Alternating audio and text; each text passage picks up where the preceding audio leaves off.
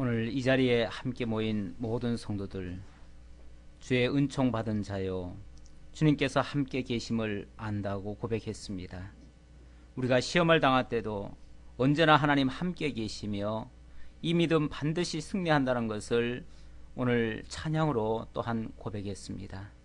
아버지 하나님, 세상은 어지럽고 많은 복잡한 일들이 일어나고 있지만 이것을 이겨낼 수 있는 방법은 유일하게 믿음밖에 없음을 저희들 다시 한번 고백하게 하시고, 주님께서 우리에게 약속하신 그것이 이루어질 때까지 낙망하지 아니하고 끝까지 기도하며 나아갈 수 있는, 승리할 수 있는 우리 모두가 되게 하옵소서. 예수님의 이름으로 기도하옵나이다. 아멘. 누가복음 18장 1절로 봉독해 드리겠습니다. 예수께서 그들에게 항상 기도하고 낙심하지 말아야 할 것을 비유로 말씀하여 이르시되, 어떤 도시에 하나님을 두려워하지 않고 사람을 무시하는 한 재판장이 있는데, 그 도시에 한 과부가 있어 자주 그에게 가서 내 원수에 대한 나의 원한을 풀어주소서 하되, 그가 얼마 동안 듣지 아니하다가 후에 속으로 생각하되, 내가 하나님을 두려워하지 않고 사람을 무시하나 이 과부가 나를 번거롭게 하니 내가 그 원한을 풀어주리라. 그렇지 않으면 늘 와서 나를 괴롭게 하리라 하였느니라. 아멘.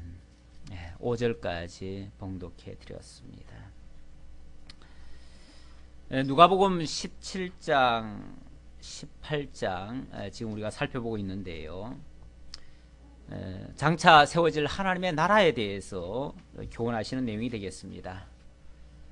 하나님의 나라가 이루어질 때, 일어나기 전에 어떤 역사가 이 세상에 일어날 것인가, 장래에 엄청난 일들이 일어날 것입니다.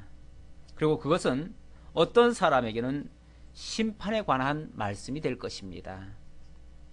그러나 그런 환경이 온다 할지라도 우리 믿는 자들은 항상 종된 자세로 자고하지 말 것을 교훈해 주고 계십니다. 지난 주간에 주신 말씀은 인자의 날을 예고해 주시는 말씀이었습니다. 인자의 날, 바로 주님의 하나님의 나라가 이루어지기 직전에, 그러니까 온전한 나라가 이루어지기 직전에 이 세상에 엄청난 큰 변화가 일어날 것을 말씀하시며, 그날이 바로 인자의 날이라고 그랬습니다. 직접적으로 말하면 예수님 재림하실 날이라는 거죠. 그날에는 세상을 심판하고 그 가운데서 택한 백성을 구원해 주실 것을 또한 약속해 주셨습니다. 그래서 믿지 않는 자들에게는 엄청난 대환란이지만 믿는 자들에게서는 그날이 사실은 구원의 날입니다. 온전한 구원의 날이에요. 물론 사람들은 그렇게 생각하지 않았죠. 그 당시 바리새인들이 예수님께 질문을 했을 때 그 사람의 생각은 그렇지 않았습니다. 하나님의 나라라고 하니까 다윗과 같은 그런 용맹한 왕이 등장해가지고 자기들을 로마 군대 치하에서 이끌어내고, 그리고 현세적인 나라를 완성해 줄 것으로 그렇게 기대를 했습니다. 그래서 물었더니 예수님의 답변은 전혀 뜻밖에도 하나님의 나라는 여기 있다 저기 있다 할 것이 아니고 너희 마음속에서부터 있다, 이렇게 말합니다. 세상에 무슨 나라가 사람의 마음속에서부터 시작됩니까? 이거는 신령한 하나님의 나라를 얘기하는 것이지, 이 현세적인 육신적으로 우리가 속해서 살고 있는 그런 나라를 얘기한 것이 아니라는 얘기죠. 그러면서 그 나라를 이루기 위해서 어떤 메시아라고 자칭하는 자들이 나타나가지고 내가 여기 있다 저기 있다 이렇게 주장하는 자들이 많이 나타날 것인데, 그러나 그들의 말을 믿지 말아라. 진짜 메시아는 세상에 그렇게 칼을 들고 어떤 힘을 가지고 세상을 건져내는 그런 자가 아니라, 오히려 고난을 받고 십자가에 못 박혀 죽었다가 다시 살아나는 그가 진정한 메시아인데, 그런 메시아는 이 세상에 없다는 얘기입니다. 많은 사람들이 내가 메시아다, 제가 아까 뭘 가져 나온다고 그랬다가 집주인이 와가지고 뭐 자꾸 얘기하는 바람에 잊어먹고 그냥 나왔는데, 지난주에도 내가 보여주려다가 못 보여줬고 계속 잊어먹네요. 내가 메시아다 하는 그런 이제 내용들, 그런 내용들이 많이 나옵니다. 내가 재림 예수다. 지금도 공공연하게 자칭 재림 예수라고 일컫는 사람들, 지금 살아있는 자들 중에도 있고요. 이미 죽어서 몇십 년이 지났는데도 여전히 재림 예수라고 주장하는 사람들이 있습니다.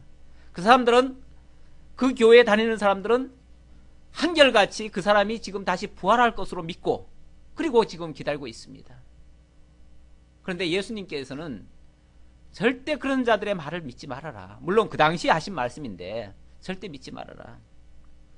그런 자들 따라가는 자들은 결국 같이 다 망할 수밖에 없다. 이렇게 말을 하고, 인자의 날에 대한 어떤 예조 같은 것을 말씀을 하셨습니다. 인자의 날에는 사람들이 시집가고 장가들고 먹고 마시고, 한마디로 말해서 향락에 취하고 세상에 붙어서 사는, 세상을 전부로 알고 사는 그런 사람들이 있을 때가 바로 인자의 날이 임박한 날일 것이다. 이렇게 말씀을 드렸습니다. 그게 지난주까지의 말씀이고요. 자, 이렇게 인자의 날을 이야기하니까, 인자의 날이라고 그러면 당연히 이 세상을 어떻게 보면 심판하는 이야기니까 그걸 표면적인 것으로 받아들이면은 굉장히 두렵지요. 실제로 제자들도 두려워했습니다. 진짜 그런 날이 일어나면은 얼마나 힘들까? 우리도 고통을 받지 않을까? 우리도 환난 속에 빠지지 않을까? 라고 하는 두려움이 있지요. 그래서 제자들도 두려워 떨기 시작했습니다.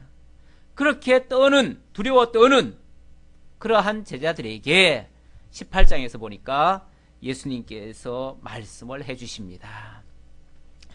예수께서 그들에게 항상 기도하고 낙심하지 말아야 할 것을 비유로 말씀하여 이르시되, 인자가 다시 오시는 이유는 택하신 자들을 위해서, 신원하기 위해서 오는 건데 왜 너희들이 두려워 떠느냐, 이제 이런 뜻으로 이야기하시는 거죠.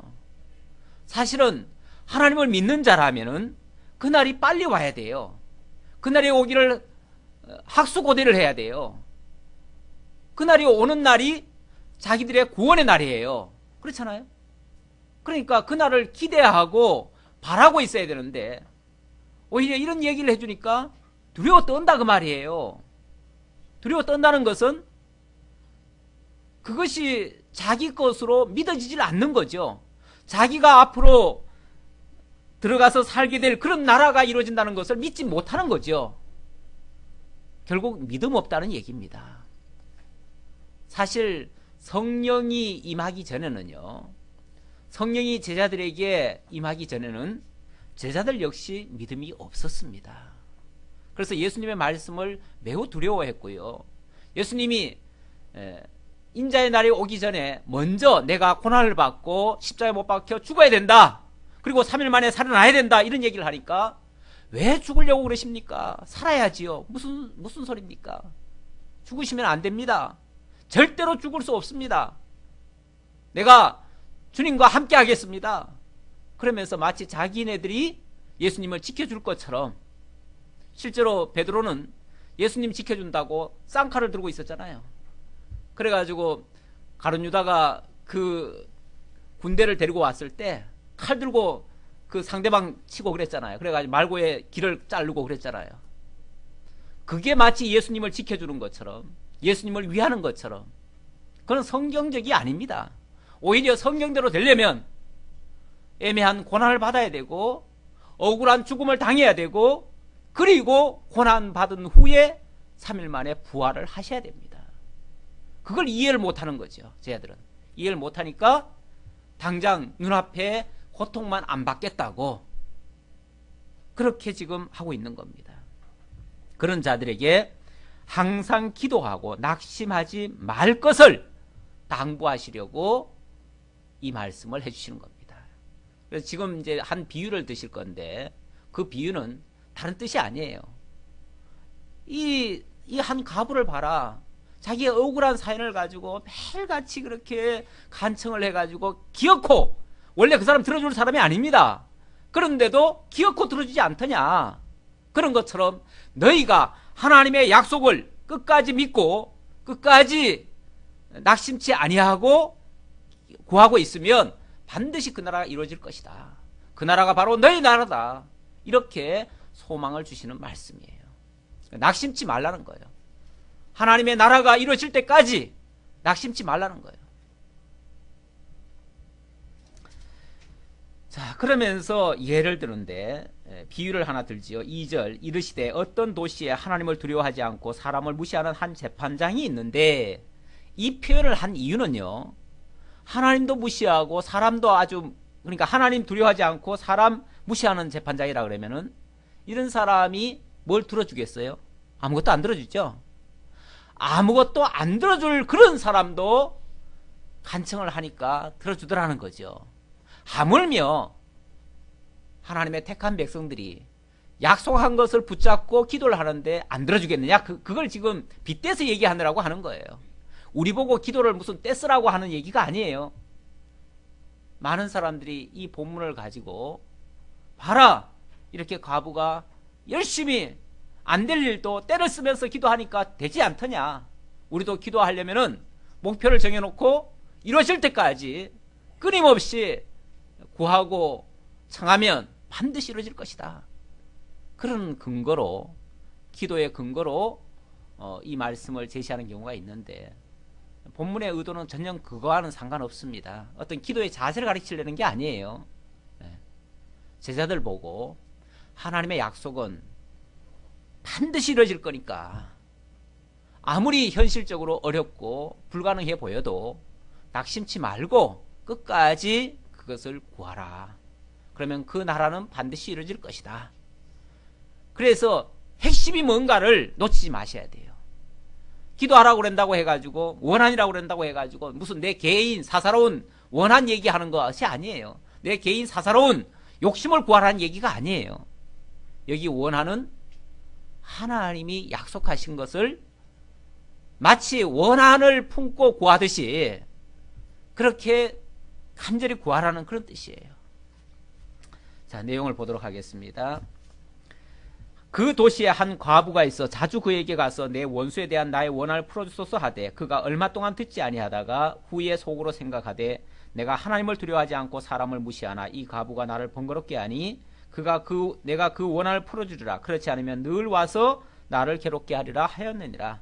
주께서 또 이르시되 불의한 재판장이 말한 것을 들으라. 하물며, 하물며가 중요합니다. 하물며 진짜 말하고자 하는 건 이 얘기예요. 앞에 거는 빗대서 얘기한 거고, 빗대서 얘기한 거에 너무 의미를 두지 마세요.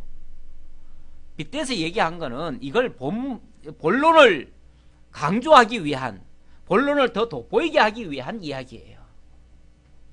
하물며 하나님께서 그 밤낮 부르짖는 택하신 자들의 원한을 풀어주지 아니하시겠느냐.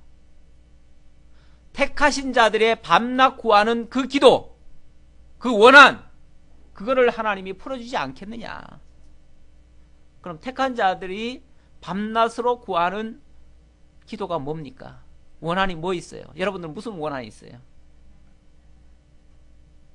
여러분 무슨 원한이 있어요? 사사로운 무슨 감정이 있어요? 아니면 누가 여러분들을 괴롭히는 뭐가 있던가요? 그 적을 없애달라고 지금 구하는 걸까요?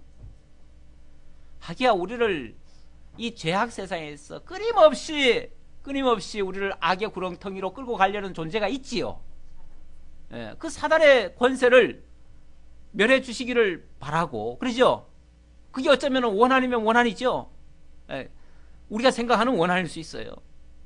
그리고 진짜 우리가 원하는 것은,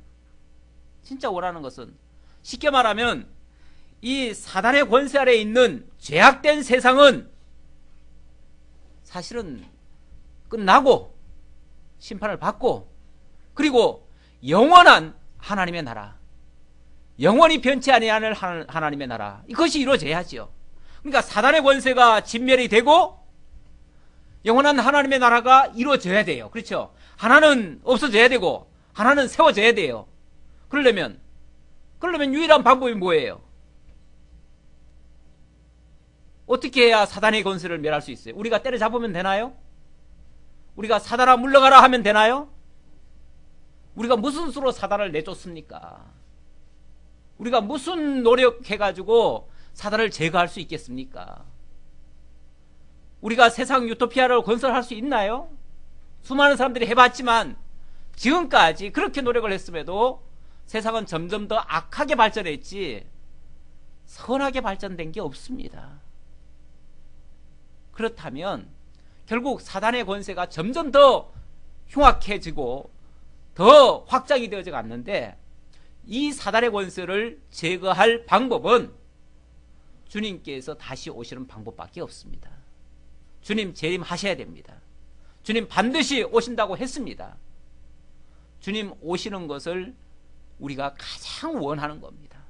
그리고 그분이 오셔가지고 하실 일은 그의 나라와 그의 의를 이루시는 겁니다. 그래서 예수님께서 다른 거 기도하지 말고, 마태복음 6장 33절 이하에 보면 다른 거 기도하지 말래요. 무엇을 먹을까, 무엇을 입을까, 무엇을 마실까, 그런 거 기도하지 말래요. 그런 건 이방인들이 구하는 것이라, 너희가 구할 것은 오직 그의 나라와 그의 의를 구하라.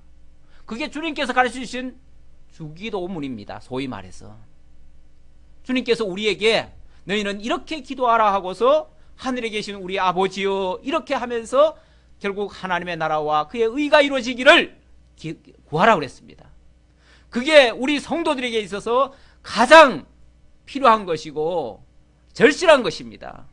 그래서 우리는 솔직히 지금도 날마다 구하지 않나요? 날마다 기도하지 않아요? 우리가 예배 시마다 사실은 주님께서 가르쳐준 기도를 되뇌이고 있습니다. 그게 우리가 꼭 필요한 기도고 반드시 해야 될 기도이기 때문에 우리는 그것을 잊지 아니하고 언제라도 그것을 기도하고 있습니다. 솔직히 기도 못 하시겠다는 분은요, 다른 기도 할 거 없어요. 괜히 쓸데없이 여러 가지 길게 할 거 없어요. 주님께서 가르쳐준 기도만 하면 최고로 기도 잘한 겁니다. 그렇잖아요. 여러분도 기도 혹시 부담 가지시거들랑 그냥 주님께서 가르쳐준 기도하고 끝내셔도 돼요. 그게 오리지널 기도잖아요. 더 이상의 기도가 뭐가 필요해요? 사실은 거기에 우리가 살을 더 붙이는 것 뿐이지요. 진짜 필요한 기도, 진짜 우리가 밤낮 택한 백성들이 밤낮 부르짖는 기도는 주님 다시 오셔서 주님의 나라와 주님의 의가 완성되기를 구하는 것입니다. 그것이 우리가 간절히 원하는 우리의 원한이에요. 그게 지금 안 이루어졌기 때문에 원한이 된 거예요. 이루어졌으면 원한이 아니죠. 그렇죠? 안 이루어졌기 때문에 아직도 그 나라를 원치 않는 세력들이 있어요. 그 세력들이 우리를 괴롭히고 있어요. 악의 세력들이 끊임없이 믿는 자들을 괴롭히고 있어요. 그러니까 믿는 자들에게는 그게 원이 된 거예요. 정말 그의 나라가 빨리 왔으면 좋겠다. 사실은 이 세상이 고통스러우면 고통스러울수록 점점 더 그 나라는 더 우리에게 간절한 소원이 되는 거예요. 정말 주님 빨리 왔으면 좋겠다. 주님 빨리 오시옵소서. 어서 오시옵소서. 요한계시록 마지막 끝에도 뭐 기도합니까? 아멘 주 예수여 어서 오시옵소서. 내가 이렇게 가겠다 하니까 아멘 어서 오시옵소서. 어서 오시옵소서. 그것만이 어쩌면 우리의 유일한 원한이고 우리의 택한 백성들의 밤낮 부르짖는 기도의 내용이 되어야죠. 그런데 엉뚱하게 이 말씀 가지고 그냥 봐라 아무거나 우리 소원 목표 정해놓고 밤낮 부르짖는 듯이 그렇게 기도하면 하나님 반드시 이루어준다, 그런 뜻으로 얘기한 거 아니다 그 말이죠. 그러면서 그들에게 오래 참으시겠느냐. 물론 우리가 주님 오신다고 하시더니 벌써 2000년이 지났는데도 아직까지 안 오셨어요. 그러니까 도대체 주님 언제 오실래나, 오시기나 오실 건가. 그래가지고 최근에는요 뭐 그런 건 얘기해도 괜찮지요. 고려 측에서 원래 성경대로 보려고 하는 데가 원래 고려 측이거든요. 고신 측이거든요. 근데 그쪽에서도 천년왕국을 공식적으로 인정을 안 합니다. 다시 말하면 예수님 지상 재림을 안 믿어요. 천년왕국이 이루어진다고 안 해요. 무천년설을 주장해요. 지금은 점점 이제 그쪽으로 바뀌어요. 왜냐하면 2000년 동안 오실 줄 알았는데 아직 안 왔잖아요. 그러고 보니까 예수님 오신다는 말은 진짜 오신다는 말이 아니고 우리의 중생한 영에게 함께 동행하신다 그 뜻이구나. 그거야 처음부터 오셨지요. 그렇게 오신 거야. 그런데 진짜 오셔야 오신다는 거지. 아니 어떻게 예수님의 말씀을 그렇게 고지고대를 못 듣습니까? 왜 믿지를 못합니까? 당연히 예수님 오셔야죠. 오셔야 되고, 그리고 이 땅에 사단의 권세를 진멸시키셔야죠. 그리고 이 땅에 천년왕국도 건설하셔야죠. 왜? 그게 약속이니까. 약속했던 대로 이루셔야 당신이 약속된 그리스도이심을 증거하고 하나님이 여호와 되심을 입증하니까. 당연히 오셔야죠. 오셔야 되는데 현실적으로 올 가능성이 좀 희박하다고 아예 그냥 교리를 바꿔버렸어요. 무천년설로 바꿔버렸어요. 제가 이번에 중국에서 그걸 이제 얘기를 강조를 했더니 그 이제 그 통역하시는 분이 당신은 무천년설주의자인가 봐. 그러니까 바꿔서 이게 얘기를 하시더라고. 내가 아니 바꾼다기보다도 이 천년설주의자도 있고 무천년설주의자도 있다라고 당신이 재해석을 해서 얘기를 하시더라고요. 뭐 그 얘기도 안 하면 나도 모르겠는데 내가 이렇게 바꿔서 얘기했노라고 나한테 얘기를 해주더라고요. 왜냐하면 당신도 그걸 온전히 못 믿는 거예요. 온전히. 왜냐하면 성경대로 한다는 사람들이 무천년설로 지금 많이 돌아갔었으니까 그렇게 얘기를 하는 거죠.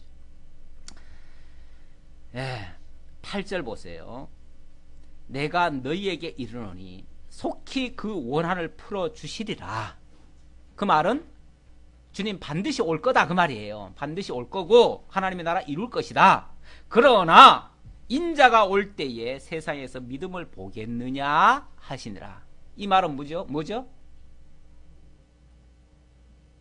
진짜 예수님 오실 때 되면 그때까지 예수님 다시 온다는 사실을 확고히 믿고 있을 사람이 얼마나 되겠느냐 그 말이죠. 벌써도 예수님 올 것 같지 않으니까 예수님 무천년설로 바뀌어지는 판에 지금 예수 잘 믿는다는 사람들이 그래요 지금.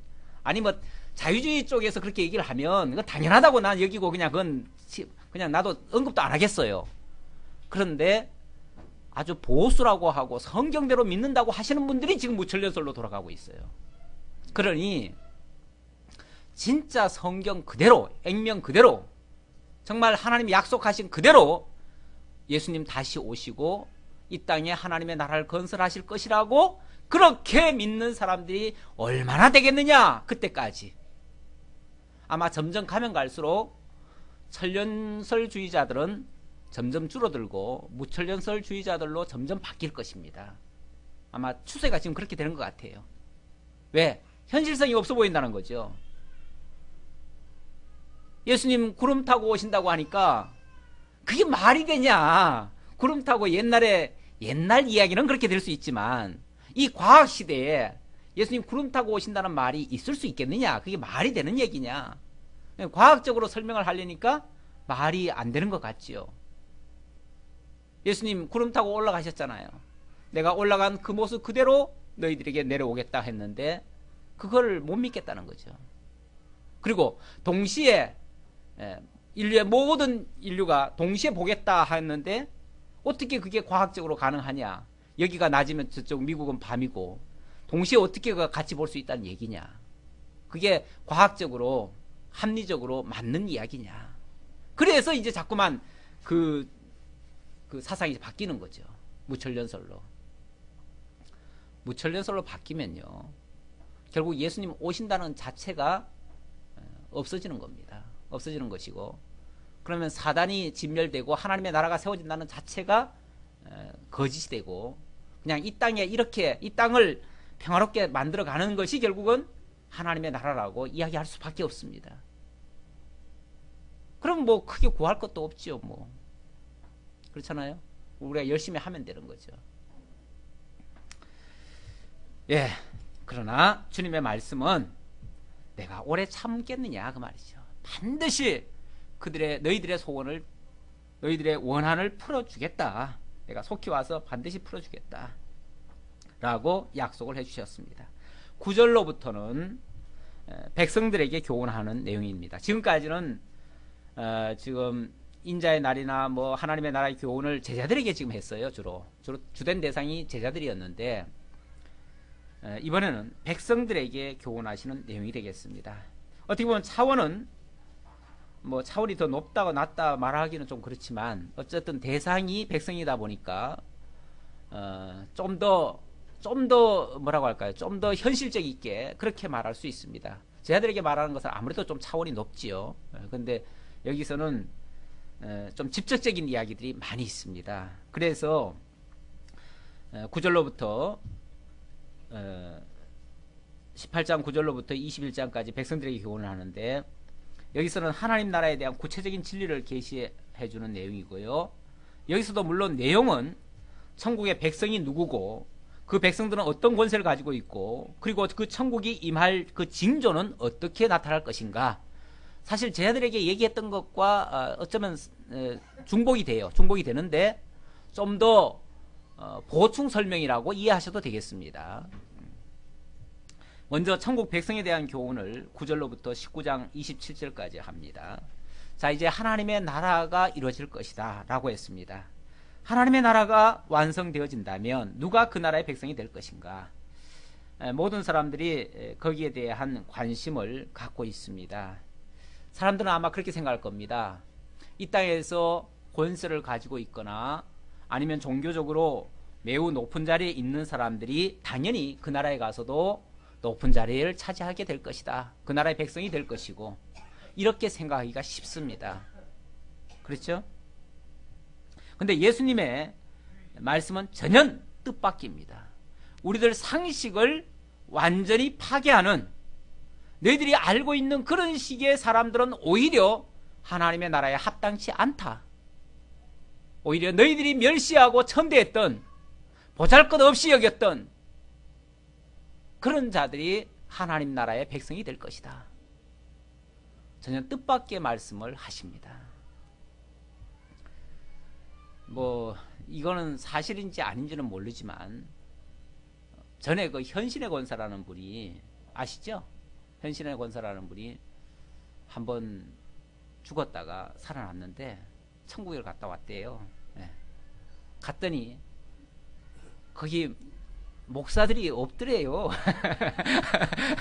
천국에 목사들이 없더래요. 당연히 있을 줄 알았는데, 네. 그래서 내가 아는 목사가 있는가 하고 찾아보니까 없더래요.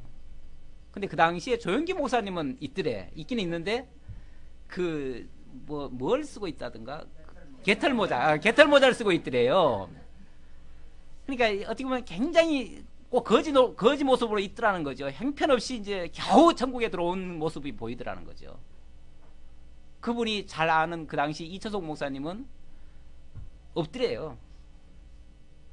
그 말을 했더니 그 이철석 목사는 대뜸 욕을 했죠. 욕을 했는데 얼마 후에 그 사람이 죽어버렸어요. 갑자기 급사를 해버렸어요. 수목원교회에서 그것도 강의하고 하다가 죽었다 그러더라고요. 조 목사님은 그래도 그럴 수도 있겠다. 당신이 반성을 했다 그래요. 정말 하나님 앞에서 회개했다 그래요. 실제인지 아닌지는 모르겠어요. 그러나 뭐 자꾸 그런 얘기가 돌아요. 진짜 우리들 상식을 뛰어넘는 그런 현상들이 일어날 것 같아요. 그래서 천국에서 목사가 천국에 들어오면요, 예수님이 발 벗고 뛰쳐나온다는 말도 있어요. 너무 반가워가지고. 너무 귀해서가 아니라 어떻게 목사가 여기까지 다 왔냐는 거죠. 오랜만에 이제 목사가 들어오니까 너 어떻게 목사가 여기까지 다 왔냐고 너무 반가워가지고 발 벗고 뛰쳐나온다고. 우리 상식에 우리 생각에는 목사는 1번 타자로 갈 것 같잖아요. 그런데 그렇지 않다는 거죠. 지금 예수님의 그 말씀하시는, 오늘 그 말씀하시는 내용 속에도 사실은 그런 뉘앙스가 많이 있습니다. 예수님은 하나님 나라 백성이 누구냐라고 했을 때 뜻밖의 스스로 자기를 낮추는 자다, 어린아이와 같은 자다, 자기는 의가 없지만 하나님의 능력으로 되는 자다, 또 부활하는 자다, 회개하는 자다, 열매 맺는 자다, 이런 식으로 말씀을 해요. 이거는 일반 상식하고는 거리가 멀잖아요. 그렇죠? 일반 상식으로는 특히 그 당시로서는 이제 바리새인들, 종교 지도자들 아닙니까? 그 사람들은 항상 거룩하고 의롭고 자기들은 뭐든지 다 한다 그러고 항상 앞장서 가지고 이렇게 리더로서 역할을 했던 사람 아닙니까? 그러니까 당연히 천국 가면은 누가 그 자리에 앉겠어요? 가장 높은 자리에 누가 앉겠어요? 그 바리새인들이 앉아 있을 거라고 생각을 했는데 예수님의 말씀은 그들은 천국에 합당치 않다는 거죠. 오히려 세리와 죄인들, 세리들은 그냥 늘 죄인이에요. 죄인이라서 밖에 나가 돌아다닐 때 고개도 뻣뻣이 못 들어요. 기도할 때도 감히 성전에 안에 들어가서 기도 못 해요. 그래서 그냥 눈을 감고 무릎을 꿇고 정말 가슴을 치면서 기도도 제대로 못 나와요. 기도할 게 없어요. 왜? 잘한 게 없으니까. 잘한 게 있어야 뭐 하나님 앞에 뭐 막 나불대겠는데 잘한 게 없으니까 내뱉을 것도 없어요. 그러니까 가슴을 치면서 죄인으로소이다, 죄인으로소이다. 기껏 한다는 말이 죄인으로소이다, 이렇게 말하는 그가 오히려 하나님 나라 백성이 된대요. 그리고 어린아이들은 사회에서 어떻게 생각합니까? 특히 그 유대 사회에서는요, 어린아이들은 인간 취급을 안 해요. 사람 숫자에도 안 넣어요. 그렇죠? 숫자에도 안 넣어요. 원래 20세 이상 돼야 사람 취급하고 20세 이상 돼야 제정신 가지고 뭘 좀 하는 줄 안다고 해가지고 그때부터 비로소 사람 취급하는데, 오히려 스스로 다 할 수 있다, 나는 안다, 뭐 이런 자들, 소위 말해서 어른들은 하나님 나라에 합당치 않고 이 어린아이와 같은 자가 하나님 나라에 합당하다, 이렇게 얘기를 해요. 굉장히 어떻게 보면 좀 역설적으로 들리는 말씀 같기도 해요. 좀 반대의 모습이라고도 볼 수 있어요. 자, 9절로부터 14절에 먼저 기도 형식의 비유를 통해서 자기를 낮추는 자가 천국 백성이 될 것임을 증거하시는 내용이 되겠습니다. 9절입니다. 또 자기를 의롭다고 믿고 다른 사람을 멸시하는 자들에게 이 비유로 말씀하시되, 자기를 의롭다고 믿고 다른 사람을 멸시하는 자들, 이걸 이제 거꾸로 말하면 다른 사람을 멸시하는 자들은 스스로를 의롭다고 여기는 자들이에요. 남을 정죄하는 사람들, 남을 나쁘다고 얘기하는 사람들, 남을 악평하는 자들, 그들은요 자기 속에 자기 기준이 있어가지고 자기 기준은 항상 옳고 자기는 의로운 자고, 이런 전제가 깔려 있어서 그래요. 내가 죄인인 줄 알면 어떻게 남을 욕을 할 수가 있어요? 내가 그럴 자격이 안 되잖아요. 남을 욕할 자격이 안 돼요. 내 자신이 하나님 앞에 지금 부끄럽고 내 자신이 지금 하나님 앞에 용서받아야 될 존재인데 누가 누구를 지금 헐뜯고 욕을 하고 폄훼를 할 수가 있어요. 그런데 자기를 의롭다고 믿고 다른 사람을 멸시하는 자들이 있어요. 그들이 누구냐면 그 당시로는 바리새인들이었어요. 바리새인들은 항상 자기들은 의로워요. 항상 자기들은 완전해요. 왜? 율법을 잘 지키니까. 자기들은 뭐 사회적으로 도덕적으로 잘못됐다고 하는 것들은 절대 언급도 안 하고 가까이 하지도 않으니까. 복 있는 사람은 악인의 길을 쫓지 아니하고 죄인의 길을 서지도 않는다 그랬잖아요. 그래가지고 그런 자들과는 상종도 안 해요. 벌써 지저분하게 하고 뭐 세리와 죄인들, 그런 사람들하고는 아예 상종 자체를 안 해. 그러니까 자기들은 의롭지, 항상 깨끗하고. 그런데 그게 예수님 보시기에는 그게 지금 하나님 나라의 백성하고는 거리가 멀다는 얘기예요. 그러니 우리 상식하고는 전혀 다르죠. 이제 비유로 말씀하시는데, 두 사람이 기도하러 성전에 올라가니 하나는 바리새인이요 하나는 세리라. 바리새인은 서서 따로 기도하여 이르되, 서서 따로 기도했대요. 이 말은 저 세리나 죄인들, 그들과는 상종도 안 하고 자기들은 항상 거룩하고 의로우니까 항상 자리도 어느 자리에 앉아요? 거룩한 자리, 의로운 자리, 높은 자리, 항상 앞선 자리. 그 사람들은 그런 데 앉아요. 그런 데 앉아가지고, 그러니까 자기들은 거룩한 벌써 거룩한 지역에 구역에 지금 앉아 있어요. 다른 사람들은요. 저것들은 다 세속적인, 어떻게 보면 다 형편없는 존재들, 이렇게 이제 멸시하고 앉았는 거죠. 그래서 자리가 다르면요, 사람들이 생각도 달라져요.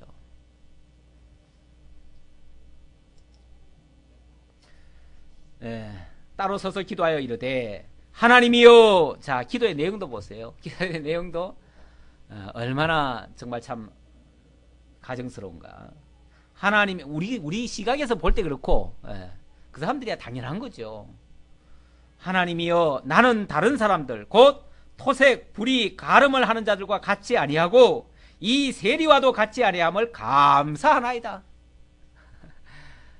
참 감사할 게 많아 좋겠습니다. 그렇죠? 참 대단히 잘 사셨습니다. 나는 일에 2번씩 금식하고 또 소고기에 11조를 드리나이다 하고, 저는 11조도 한 번도 안 떼먹었습니다. 저는 일에 2번씩 꼬박꼬박 금식했습니다. 지난주 수요일 날 나오신 분들은 들으셨을 거예요. 이스라엘 백성들이 4월 금식, 5월 금식, 7월 금식, 10월 금식, 이게 공식적인 이스라엘 나라의 금식절입니다. 금식일입니다. 그런데 그 금식을 하게 된 동기가 뭐냐면, 이스라엘 백성들이 바벨론의 침략을 받아가지고 성이 에워싸임을 당하고, 그리고 성이 함락을 당하고, 그리고 예루살렘 성전이 파괴되어지고, 그리고 바벨론으로 잡혀간 날, 그 날들을 기념하는 날이에요. 우리 이러한 수치를 잊지 말자. 이걸 하나님 앞에 호소해가지고 하나님이 이 원수를 갚아주도록 기도하자. 그래가지고 금식하면서 때를 쓰면서 하나님 앞에 기도한 거죠. 하나님이여 보시옵소서, 우리가 지금 이렇게 당했나이다. 우리 원수를 갚아주십시오 하고서 기도하는 거죠. 우리가 이렇게 금식해가면서 하나님 앞에 기도하는데 하나님이여 어찌하여 안 들어주십니까? 70년간 안 들어줬잖아요. 그렇죠? 안 들어줬잖아요. 그러니까 하나님이 도대체 우리를 사랑하시는 겁니까? 사랑하신다면 어떻게 우리가 이렇게 금식하면서 기도하는데도 안 들어주십니까? 하고서 땡깡 놓는 장면이 나옵니다. 스가랴서에. 스가랴서 강론하다가 제가 나온 얘기인데, 그랬더니 하나님 말씀이 뭐라고 나왔냐면, 너희가 그렇게 금식한 것이 나를 위한 것이냐 나를 위한 것이냐 이렇게 물어요. 하나님을 위한 것이냐, 그게 너희 자신을 위한 거 아니냐, 너희 억울하다고 지금 한 거 아니냐, 그게 나를 위한 거냐. 나를 위한 게 아니라면 그게 하나님의 법에 의한 거냐. 율법에도 그런 법은 없어요. 그렇죠? 그렇게 금식하라고 율법에 정해놓은 게 없다고요. 그러면 하나님의 뜻도 아니고 하나님이 원한 것도 아니에요. 괜히 저들이 억울해가지고 하는 거예요. 그렇죠? 그런데 뭘 자기 한풀이 해놓고는 하나님 앞에 사랑하느니 안 하느니, 내가 이렇게 하나님 앞에 잘하는데도 왜 우리를 안 돌아보십니까? 너희들이 괜히 그렇게 생각하고 그렇게 하는 거지 나하고 무슨 상관이 있냐. 하나님이 지금 그렇게 얘기하시는 거죠. 우리가 금식을 하더라도, 이 금식이라고 하는 건 어떤 종교 생활의 한 단면을 얘기한 겁니다. 지금 여기 보세요. 나는 1회에 2번씩 금식하고, 이 바리새인들은 원래 1년에 4번만 금식해도 될 걸 이 사람들은 1회에 2번씩 금식을 해놨어요. 다시 말하면 법을 더 강화시켜놨어요. 더 강화시켜가지고, 원래 율법은 10계명 아니에요. 그렇죠? 10계명을 이 바리새인들은 한 2000가지로 늘려놨어요. 2000가지 늘려놔가지고 자기들은 철두철미하게 율법을 다 지켜놓으라고 그렇게 자고를 했어요. 이게 하나님이 아마 그러실 거예요. 너희들이 그렇게 열심히 만들어 놓고 법 개정해 가면서까지 지킨 것이 나를 위한 것이냐, 하나님을 위한 것이냐, 이렇게 지금 반문하실 거예요. 하나님하고 아무 상관없는 얘기예요. 괜히 자기들 내가 이렇게 했네, 그러니까 나는 의로운 거 아니냐라고 자기 의자랑하는 거 아니냐, 그 말이죠. 그런 식의 율법 지킴은 하나님 앞에 떼쓰거나 아니면 자기 의를 자랑하는 것밖에 안 됩니다. 지금 바리새인들이 한 행동이 바로 그겁니다. 그런 행위를 한 거예요. 이게 과연 하나님 앞에 인정받을 거냐, 그 말이죠. 그런데 한편 13절, 세리는 멀리 서서 감히 눈을 들어 하늘을 쳐다보지도 못하고 자기는 늘 부끄러워요. 삶이 부끄러워요. 그리고 실제로 사람들이 손가락질 하고 있고요. 그러니까 밖에 나가서 사람들하고 어울리지도 못해요. 창피해가지고. 그러니까 늘 숙어 지내지요. 그냥 고개 숙이고 살지요. 그래서 멀리 서서 감히 눈을 들어 하늘을 쳐다보지도 못해요. 하나님 앞에 부끄러워요. 사람 앞에도 부끄럽고요. 그래서 다만 가슴을 치며 이르되 하나님이여 불쌍히 여기소서 나는 죄인으로소이다 하였느니라. 나는 죄인으로소이다. 할 말이 없어요. 나는 죄인으로소이다. 그거밖에 할 말이 없어요. 그런데 여기에 대한 예수님의 평가입니다. 예수님의 평가가 매우 중요하죠. 누가 어떻게 했느냐가 중요한 게 아니라 예수님의 평가, 하나님의 응답, 이게 이제 매우 중요한 건데 14절 내가 너희에게 이르노니 이에 저 바리새인이 아니고 이 사람이 의롭다 하심을 받고 그의 집으로 내려갔느니라. 저 바리새인이 아니고 이 사람은 누구예요? 죄인. 이 죄인이 오히려 하나님 앞에 의롭다 하심을 받고, 분명히 사람들은 바리새인이 한 일을 의롭다라고 했을 거예요. 왜? 율법을 잘 지켰으니까. 그것도 사람의 계명으로 만든 잘못된 율법이지만 어쨌든 뭐 세상적인 기준, 도덕적 기준으로 말하면 그가 잘 지킨 건 맞지요. 그런데 하나님은 그걸 인정 안 한다 그 말이죠. 하나님은 인정을 안 하고 오히려 이 죄인된 이 세리가 의롭다 하심을 받고, 죄는 많아요 분명히. 세리니까 뭐 세리는 솔직히 자기가 고이든 타이든 간에 죄를 지을 수밖에 없습니다. 구조상 그렇게 돼 있어요. 구조상 어쩔 수 없이 동족의 세금을 걷어다가 로마에다 바쳐야 되기 때문에 이게 매국노 행위입니다. 그리고 백성들에게 지탄을 받아요. 당연히 구조상 자기 직업상 죄를 안 지을 수가 없는 그야말로 죄인이에요. 그런데 나는 죄인으로소이다 라고 고백을 했더니 오히려 그걸 하나님은 의롭다라고 여기신다는 거죠. 의롭다. 의라고 하는 것은요, 우리가 지켜서 의롭게 되는 그 의를 얘기하는 게 아니고, 그 의야 당연히 비교 수치로 말하면 바리새인이 월등히 높지요. 그런데 하나님이 인정하시는 의는 인간이 이루는 의를 얘기하는 게 아니라 당신의 의입니다. 당신의 의. 당신의 의가 입혀지려면 죄인에게 의가 입혀지는 거지 의인에게는 의가 입혀지지 않습니다. 그렇죠? 소경의 눈을 띄워줘야 진짜 그게 고친 것이지, 눈 멀쩡히 뜨고 있는 사람을 어떻게 고쳐요? 의원이 필요한 사람은 병자지 멀쩡한 사람은 필요가 없습니다. 죄인만이 의인 대신은 예수가 필요한 것이고 하나님의 의가 필요한 것입니다. 진짜 필요한 자는, 진짜 하나님의 의가 필요한 자는 죄인들입니다. 그런 면에서 이 세리였던 죄인은 오히려 하나님의 의를 잊게 됐어요. 그래서 여기 의는 자기 의가 아니라 하나님이 의롭다 해주는 그야말로 칭의죠. 칭의를 받고 뭘 했다? 집으로 내려갔느니라. 집으로 내려갔다는 말은 평안히 돌아갔다 그 말이에요. 위로함을 얻고 사죄함을 얻고 모든 용서를 얻었기 때문에 그야말로 그 모든 마음의 무거운 짐 다 내려놓고 평안히 집으로 갔다 그 소리예요. 우리가 예수를 믿는 거 의인이기 때문에 믿는 거 아닙니다. 죄인이기 때문에 예수를 믿고 그 예수를 믿었기 때문에 이제 모든 죄의 짐에서, 무거운 짐에서부터 노임을 얻고 자유함을 얻는 겁니다. 그래서 수고하고 무거운 짐자들아 다 내게로 오라. 내가 너희를 쉬게 하리라. 모든 짐을 당신이 대신 져 주시겠다는 겁니다. 무릇, 결론적인 얘기입니다. 무릇 자기를 높이는 자는 낮아지고 자기를 낮추는 자는 높아지리라 하시니라. 자기를 높인 자 바리새인은 결국 하나님께서는 낮추십니다. 그 의를 인정을 안 해버려요. 인정을 안 해버리니까 결국 자기는 의를 많이 했다고 했는데 하나님이 인정을 안 하는 의니까 그건 자기 의고, 자기 의는 하나님 앞에서는 악입니다.